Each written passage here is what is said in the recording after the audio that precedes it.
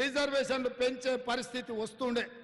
కాబట్టి ఒకవేళ ఈ జనాభా లెక్కలు కులగణన లెక్కలు జరిగితే ఈ దేశంలో రిజర్వేషన్లను పెంచాల్సిన పరిస్థితి తప్పని పరిస్థితి వస్తుందని రిజర్వేషన్లను రద్దు చేయాలన్న ఎజెండాతోని రహస్య ఎజెండాను అమలు చేయాలనుకున్న భారతీయ జనతా పార్టీ 2021లో జనాభా లెక్కించలేదు. అందుకే ఇప్పుడు 400 సీట్లు వస్తే లోక్సభలో 2/3 మెజార్టీతోని ఎస్సీ ఎస్టీ ఓబీసీ బీసీ రిజర్వేషన్లు రద్దు చేసి ఇవాళ రిజర్వేషన్లను తొలగించాలని భారతీయ జనతా పార్టీ భావిస్తుంది. అదేవిధంగా 15 రాష్ట్రాలలో ప్రభుత్వాలు ఉంటే ఆ 15 రాష్ట్రాలలో కూడా ఆమోదిస్తే రిజర్వేషన్లు రద్దు చేయొచ్చు. అందుకే 8 రాష్ట్రాలలో కాంగ్రెస్ కూటమితో ఉన్న ప్రభుత్వాలను పడగొట్టి వాళ్ళు అన్యాయంగా బీజేపీ ప్రభుత్వాలను తెచ్చుకున్నారు. ఈ అరాచకాలన్నీ ఈ దుర్మార్గాలన్నీ రిజర్వేషన్లను రద్దు చేయడానికే.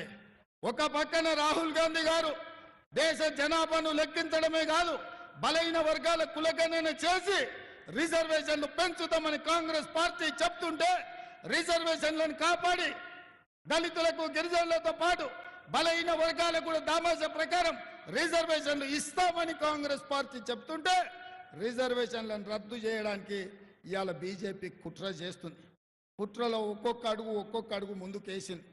ఈ ఎన్నికల్లో 400 సీట్లు గెలిస్తే మన రిజర్వేషన్లు రద్దయిపోతాయి. మన ఆదిలాబాద్లో మీరేసే ప్రతి ఓటు బీజేపీకి, మీరు బీజేపీకి ఓటు వేసిందంటే బీజేపీ మీ రిజర్వేషన్ల మీద పోటు పొడవబోతుంది. ఇప్పుడు ఆదిలాబాద్ ప్రజలు మీరు ఆలోచన చేయండి. మీరేసే ఓట్లు తీసుకొని సీట్లు గెలిచి మీకు ఇస్తున్న ఎస్సీ ఎస్టీ ఓబీసీ రిజర్వేషన్లను రద్దు చేయడానికి బీజేపీ సన్నద్ధమవుతుంది. మరి ఇవాళ మీ ఓట్లు వేసి మీ రిజర్వేషన్లు రద్దు చేయించుకుంటారా, లేకపోతే మీ రిజర్వేషన్లు రద్దు చేయాలన్న బీజేపీ ప్రభుత్వాన్ని మీరే రద్దు చేస్తారా? మీ చేతిలో ఉన్నది. అందుకే మిత్రులారా, నేను స్పష్టంగా లోతుగా విశ్లేషించమంటున్నా.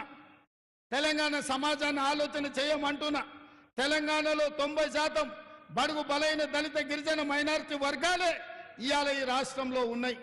వాళ్ళ అభ్యున్నతి కోసం పాటుపడుతున్న డాక్టర్ బాబాసాహెబ్ అంబేద్కర్ రచించిన రాజ్యాంగాన్ని సమూలంగా మార్పు చేసి రిజర్వేషన్లను రద్దు చేయాలన్న కుట్ర ఈరోజు భారతీయ జనతా పార్టీ చేస్తుంది.